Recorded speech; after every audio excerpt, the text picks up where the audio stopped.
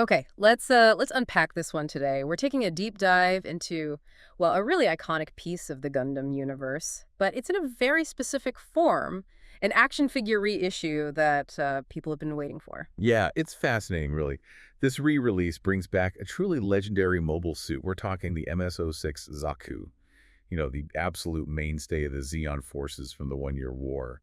So our mission here is basically to break down all the key details for you, really get into what makes this figure tick. Absolutely. And yeah, for anyone who knows Gundam, this isn't just any Zaku, right? This is the robot Tamashii Side MS-06 Zaku A.N.I.M.E reissue from Bandai. Exactly. And maybe for folks newer to collecting, Robot Tamashii is Bandai's big, high-quality action figure line. Right. And that very IME part is key. It means they're focusing specifically on matching the look and, crucially, the dynamic movement from the original animation. It's all about that screen accuracy, like you jumped right out of the show. Yeah. This specific Zaku version has been, well, pretty sought after. So let's get into the nitty-gritty then. What are we looking at price-wise? Okay, so the price is listed at $47.80 USD.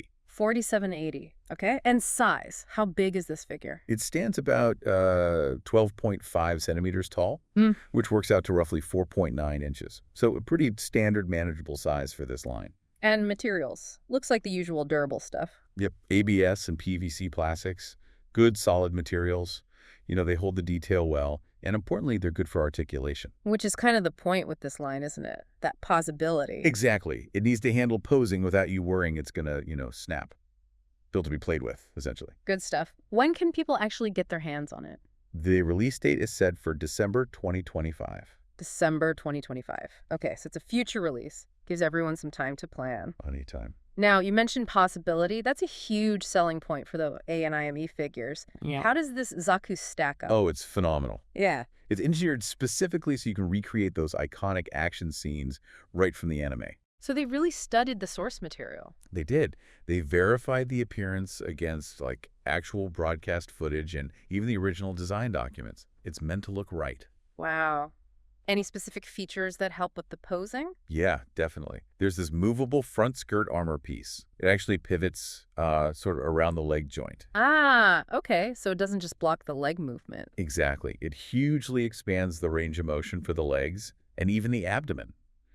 Allows for those really low dynamic stances you see the Zaku pull off. That sounds like a huge improvement over older figures. I remember struggling just to get a decent pose sometimes. Oh, absolutely. It unlocks so much potential. Plus, little details like you can open and close the cockpit hatch. Nice. And the mono eye, the Zaku's single eye.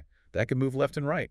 Adds a surprising amount of expression. That's cool. It's not just about action poses, but personality too. What about gear? What's it packing? A lot. You get the core weapons, of course. Mhm. The Magella top gun. Right, the tank cannon thing. Yeah.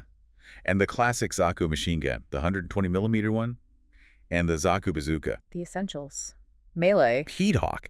You get both a deployed, ready-for-action version and one that's stored, clipped to the armor. Can't have a Zaku without a Heat Hawk. Anything unique. Oh, yeah. It has the triple missile pods for the legs. Ah, the leg missiles. Yep. And the missiles are actually detachable. Plus, it comes with a special missile effect part, for showing them firing. Oh, that's a great touch for display. Definitely. And it also includes crackers, basically hand grenades. Zeon's finest pineapple grenades. Uh-huh. Yeah. You can have the figure hold them, or they can be mounted on the waist. There's even a little cracker holder piece. They really thought of everything. Any customization? A little bit. There's a special head part included, the one with the antenna, so you can make it a captain's machine if you want. Oh, nice. Like for Char Zaku, although this is the standard green one. Exactly. Or just, any squad leader. And you get 4 pairs of interchangeable hands left and right, plus a hand storage deck. A hand storage deck. That's actually super useful. It keeps all those tiny parts from getting lost. It really is. Helps keep things organized. Okay, so we've covered the details, the price, the release, the amazing accessories and articulation.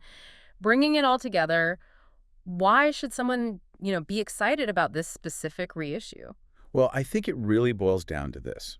It's a highly detailed, super interactive way to own a genuine piece of Gundam history.